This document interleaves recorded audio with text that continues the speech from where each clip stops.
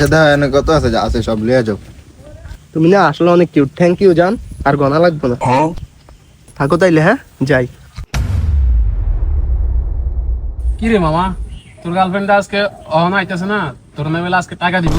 আরে মামা আমার তো কথা আজকে একটা অনেক লেট করে দিতেছে। ওই দেখছস আমার গার্লফ্রেন্ড আইয়া পড়ছে, যা যা যা তুই সাইডে যা।